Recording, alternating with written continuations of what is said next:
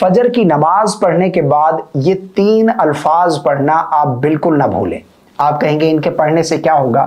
ان کے پڑھنے کے جو فوائد ہیں نا، جو بینیفٹس ہیں، جو فضیلت ہے، جو اللہ رب العالمین انعام عطا فرماتا ہے، یہ جان کر آپ حیران رہ جائیں گے کہ ان 3 الفاظ کے پڑھنے کے اتنے زیادہ بینیفٹس، اتنے بڑے بڑے فوائد ہیں۔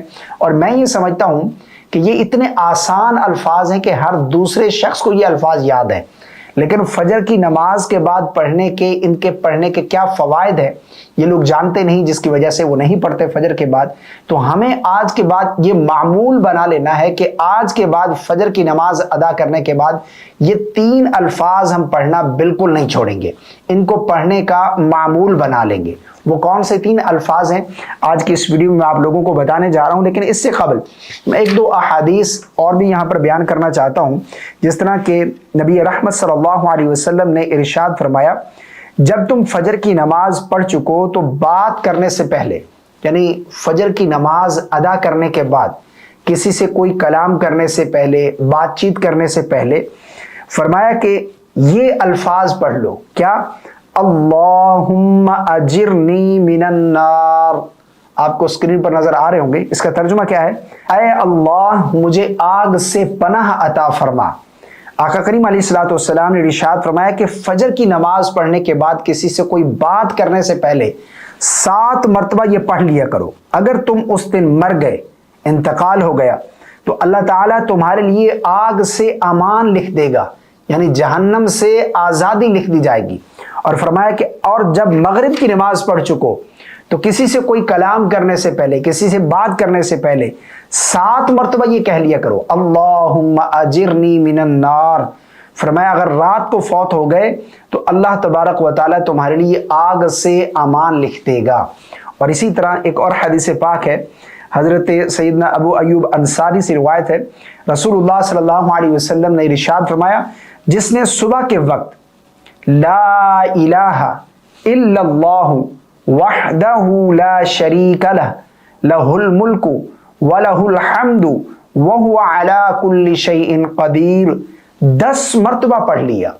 صبح کے وقت 10 مرتبہ یہ پڑھ لیا، اللہ تعالیٰ اس کی وجہ سے اس کے لیے 10 نیکیاں لکھ دے گا، 10 گناہ مٹا دے گا، 10 درجے بلند فرما دے گا، اور اس کے لیے 4 غلام آزاد کرنے کے برابر ثواب لکھا جائے گا۔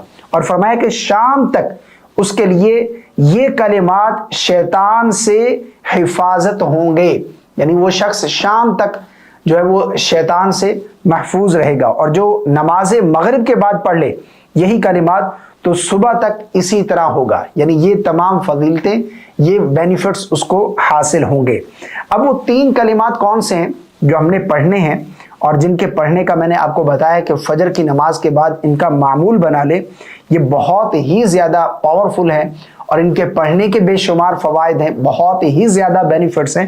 جس طرح کہ حضرت معاذ بن جبل رضی اللہ تعالی عنہ سے مروی ہے، رسول اللہ صلی اللہ علیہ وسلم نے ارشاد فرمایا، جو شخص نماز فجر کے بعد 3 مرتبہ، یعنی فجر کی نماز ادا کرنے کے بعد 3 مرتبہ یہ کہہ لے، استغفر اللہ الذی لا الہ الا هو الحی القیوم واتوب الیہ کہہ لے، تو فرمایا اس کے گناہ مٹ جائیں گے اگرچہ سمندر کی جھاگ کے برابر ہی کیوں نہ ہو۔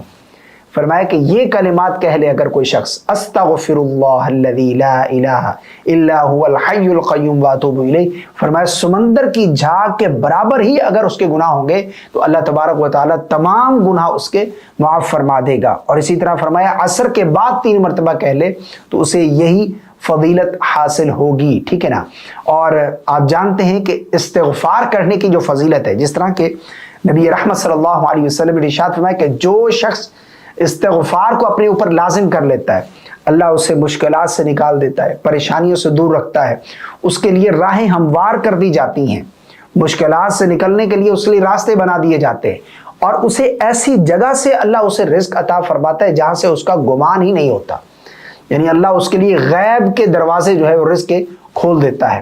تو اپنے اوپر استغفار کو لازم کر لیں۔ تو یہ جو ہے آپ نے ضرور پڑھنا ہے فجر کی نماز ادا کرنے کے بعد، اور اسی طرح جو میں نے 2 احادیث پہلے آپ لوگوں کے سامنے بیان کی ہیں، اللہم اجرنی من النار، یہ پڑھیں، لا الہ الا اللہ وحدہ لا شریک لہ لہ الملک ولہ الحمد وہو علی کل شیء قدیر، یہ پڑھیں تو ان کو اپنی زندگی کا معمول بنا لیں کہ فجر کی نماز کے بعد یہ وظائف آپ نے ضرور پڑھنے ہیں۔ اللہ ہم سب کو عمل کی توفیق عطا فرمائے۔ اس کلپ کو صدقہ جاری کی نیت سے آگے ضرور شیئر کر دیجیے گا، لائک اور چینل کو فالو کرنا بالکل نہیں بھولیے گا، کامنٹ میں اپنی رائے کا اظہار ضرور کیجیے گا۔